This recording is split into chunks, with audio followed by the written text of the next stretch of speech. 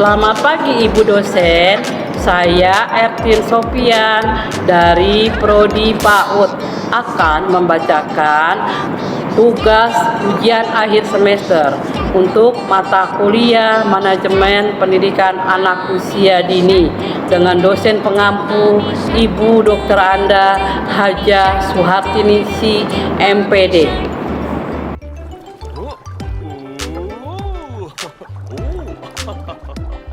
Pengertian, pengelolaan, dan kurikulum siswa. Pengelolaan adalah proses yang membantu merumuskan kebijaksanaan dan tujuan organisasi. Pengelolaan adalah proses yang memberikan pengawasan pada semua hal yang terlibat dalam pelaksanaan kebijaksanaan dan pencapaian tujuan. Kurikulum merupakan salah satu komponen yang sangat penting dalam penyelenggaraan. Kurikulum digunakan sebagai acuan penyelenggaraan pendidikan dan sekaligus indikator mutu pendidikan. Fungsi manajemen sekolah yaitu 1. Fungsi perencanaan, 2. Fungsi pengorganisasian, 3. Fungsi pergerakan, 4. Fungsi pengorganisasian, 5. Fungsi pengarahan, 6. Fungsi pengawasan. Hakikat pengelolaan pendidik dan tenaga kependidikan.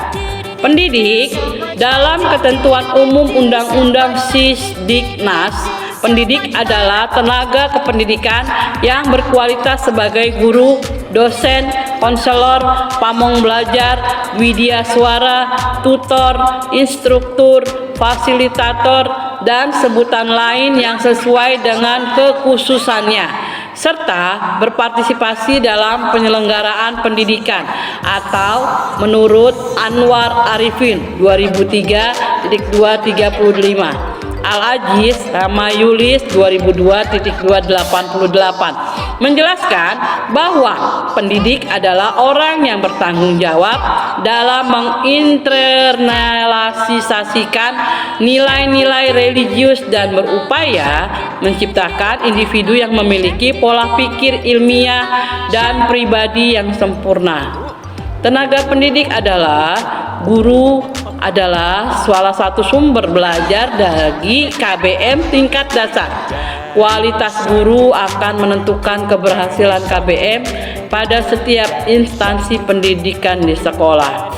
Guru adalah pendidik yang memiliki kompetensi sebagai agen pembelajaran pada jenjang pendidikan dasar dan menengah serta pendidikan usia dini yang meliputi kompetensi pedagogik, kompetensi kepribadian, kompetensi profesional, dan kompetensi sosial menurut PP RI nomor 19 tahun 2005. Undang-Undang Guru dan Dosen pasal 20.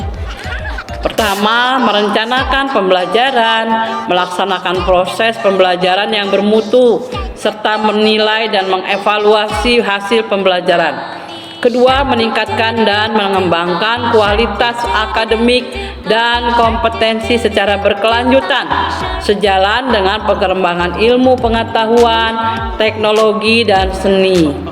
3. Bertindak objektif dan tidak diskriminatif atas dasar pertimbangan jenis kelamin, agama, suku, ras, dan kondisi fisik tertentu atau latar belakang keluarga dan status sosial ekonomi peserta didik dalam pembelajaran. Keempat, menjunjung tinggi peraturan perundang-undangan, hukum dan kode etik guru, serta nilai-nilai agama dan etika. Kelima, memelihara dan memupuk persatuan dan kesatuan bangsa, Undang-Undang RI nomor 14 tahun 2005. Tugas dan fungsi tenaga pendidik dan kependidikan. 1. Tenaga kependidikan bertugas melaksanakan administrasi, pengelolaan, pengembangan, pengawasan, dan pelayanan teknis untuk menunjang proses pendidikan pada satuan pendidikan. Kedua, pendidik merupakan tenaga profesional yang bertugas merencanakan dan melaksanakan proses pembelajaran, menilai hasil pembelajaran, melakukan pembimbingan dan pelatihan, serta melakukan penelitian dan pengabdian kepada masyarakat, terutama bagi pendidik pada perguruan tinggi. Pengertian sarana dan prasarana pendidikan. Ada dua istilah yang menunjukkan pemahaman sarana dan prasarana pendidikan. Pertama, Mauling 2006 mengistilahkan fasilitas adalah prasarana atau wahana untuk melakukan atau mempermudah sesuatu. Fasilitas bisa juga dianggap sebagai suatu alat. Fasilitas biasanya dihubungkan dalam pemenuhan suatu prasarana umum yang terdapat dalam suatu perusahaan atau organisasi tertentu. Menurut Wahyuningrum 2004.24 menyatakan bahwa fasilitas adalah segala sesuatu yang dapat memudahkan dan melancarkan pelaksanaan suatu usaha. Berdasarkan pengertian tersebut, dapat disimpulkan bahwa fasilitas merupakan sarana dan prasarana yang dibutuhkan dalam melakukan atau memperlancar suatu kegiatan. Pengadaan sarana dan prasarana pendidikan. 1. Dropping dari pemerintah. Hal ini merupakan bantuan yang diberikan pemerintah kepada sekolah. Bantuan ini sifatnya terbatas sehingga pengelola sarana dan prasarana pendidikan di sekolah tetap harus mengusahakan dengan cara lain. Kedua, pengadaan sarana dan prasarana sekolah dengan cara membeli baik secara langsung maupun melalui pemesanan terlebih dahulu. 3. Permintaan sumbangan dari wali murid sesuai pengajuan proposal bantuan pengadaan sarana dan prasarana sekolah ke lembaga-lembaga sosial yang tidak mengikat. Keempat, pengadaan perlengkapan dengan cara menyewa atau meminjam ke tempat lain. Kelima, pengadaan perlengkapan sekolah dengan cara tukar-menukar barang yang dimiliki dengan barang lain yang dibutuhkan sekolah. Pengertian pengelolaan keuangan pendidikan. Pengelolaan keuangan pendidikan merupakan salah satu substansi pengelolaan sekolah yang akan turut menentukan berjalannya kegiatan pendidikan di sekolah. Sebagaimana yang terjadi di substansi pengelolaan pendidikan, pada umumnya kegiatan pengelolaan keuangan dilakukan melalui proses perencanaan, pengorganisasian, pengarahan, pengkoordinasian, pengawasan atau pengendalian. Beberapa kegiatan pengelolaan keuangan yaitu memperoleh dan menetapkan sumber-sumber perdanaan, pemanfaatan dana, pelaporan, pemeriksaan dan bertanggungjawaban atau menurut LIPAM 1985 Kate 1991. Menurut Depdiknas tahun 2000 bahwa pengelolaan keuangan merupakan tindakan pengurusan dan ketatausahaan keuangan yang meliputi pencatatan, perencanaan, pelaksanaan, pertanggungjawaban, dan pelaporan. Dengan demikian, pengelolaan keuangan sekolah dapat diartikan sebagai rangkaian aktivitas mengatur keuangan sekolah, mulai dari perencanaan, pembukuan, pembelanjaan, pengawasan, dan pertanggungjawaban keuangan sekolah. Prinsip-prinsip dan metode dalam membina hubungan sekolah dengan masyarakat. 1. Kerjasama harus dimodali dengan itikat baik. Kedua, pihak awam dalam berperan serta membantu dan merealisasikan program sekolah. Ketiga, berkaitan dengan prinsip dan teknis edukatif. Keempat, segala saran yang berkaitan dengan kepentingan sekolah harus disalurkan melalui lembaga resmi. Kelima, partisipasi atau peran serta masyarakat tidak saja dalam bentuk gagasan atau saran, tetapi juga berikut organisasi dan kepengurusannya. Keenam, peran serta mana masyarakat tidak dibatasi oleh jenjang sekolah tertentu, sepanjang tidak mencampuri urusan teknis, edukatif, atau akademis. Ketujuh, peran serta masyarakat akan bersifat konstruktif apabila mereka sebagai awam diberi kesempatan mempelajari dan memahami permasalahan. 8. Supaya sukses dalam saling berperan serta, haruslah dipahami betul nilai cara kerja dan pola hidup yang ada dalam. 9. Kerjasama harus berkembang secara jujur, secara wajar, diawali dari yang paling sederhana, berkembang hingga hal-hal yang lebih. 10. Efektivitas keikutsertaan para awam perlu dibina hingga layak dalam mengembangkan gagasan atau penemuan, saran, kritik, sampai pada usaha pemecahan dan pencapaian keberhasilan bagi kemajuan. Sentralisasi dan desentralisasi pendidikan.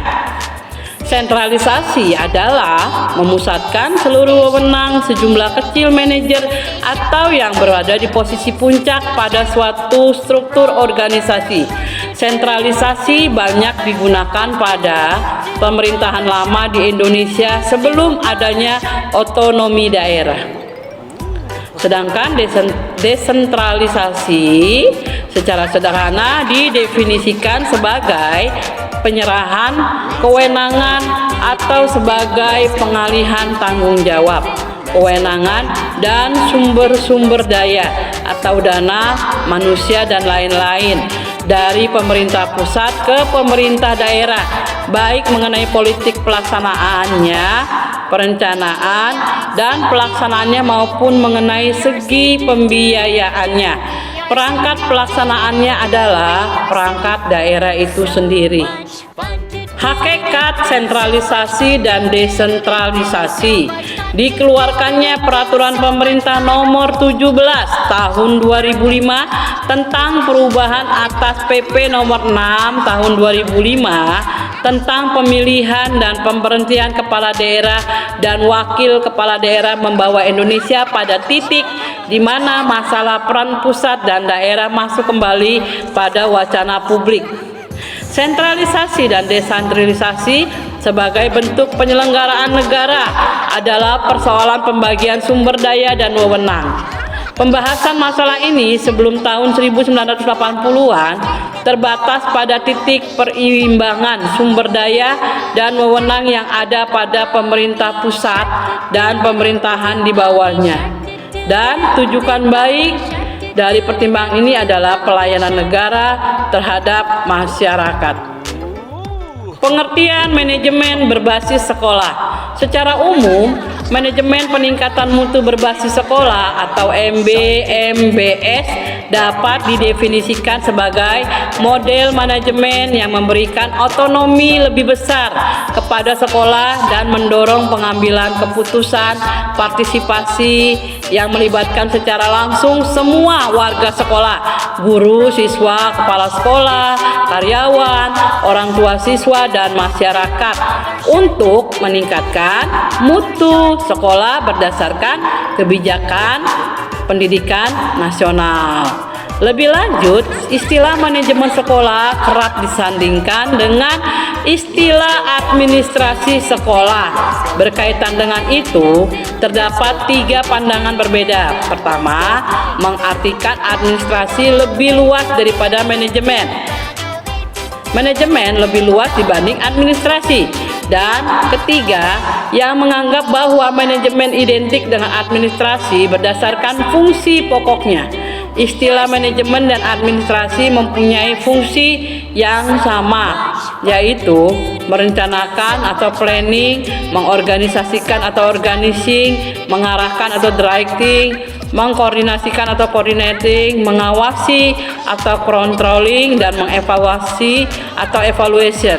Menurut Gafar tahun 1989 mengumumkan bahwa manajemen pendidikan mengandung arti sebagai suatu proses kerjasama yang sistematik, dan komprehensif dalam rangka mewujudkan tujuan pendidikan nasional menurut Mansur tahun 1989.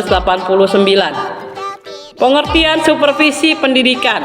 Supervisi adalah istilah yang relatif sering didengar dari pendidikan di Indonesia.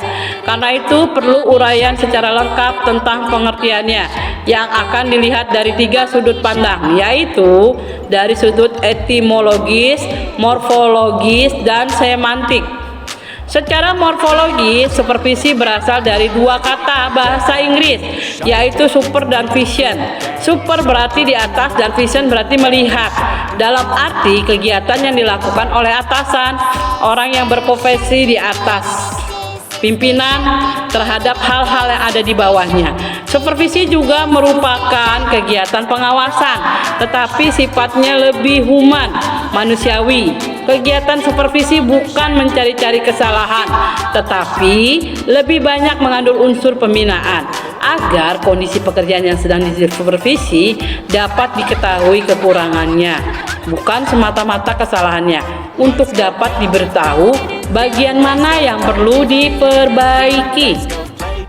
Fungsi supervisi dalam bidang kependidikan yaitu menyusun rencana dan polisi bersama, mengikutsertakan anggota-anggota kelompok dalam berbagai kegiatan, memberikan bantuan kepada para kelompok dalam menghadapi dan memecahkan persoalan-persoalan, membangkitkan dan memupuk semangat para kelompok atau memupuk moral yang tinggi kepada anggota kelompok, mengikutsertakan semua anggota kelompok dalam menetapkan putusan-putusan, membagi-bagi dan mendelegasikan wewenang dan tanggung jawab kepada anggota kelompok sesuai dengan fungsi-fungsi dari kecakapan masing-masing, mempertinggi gaya kreatif pada anggota kelompok, menghilangkan rasa malu dan rasa rendah diri pada anggota kelompok sehingga mereka berani mengemukakan pendapat untuk kepentingan bersama.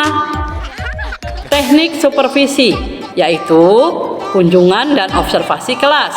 Kunjungan dan observasi kelas adalah teknik pembinaan guru oleh kepala sekolah, pengawas, dan pembina lainnya dalam rangka mengamati pelaksanaan proses belajar mengajar sehingga memperoleh data yang diperlukan dalam rangka pembinaan guru. Kedua, pembicaraan individual. Teknik ini merupakan tindak lanjut dan hasil kunjungan dari observasi kelas yang kemudian dibahas lebih lanjut untuk mencari kesepakatan solusi untuk pemecahan masalah yang dihadapi oleh guru. Ketiga, diskusi kelompok. Dalam teknik ini, setiap anggota memberikan sumbangan pemikiran untuk mengatasi masalah pendidikan yang dihadapi.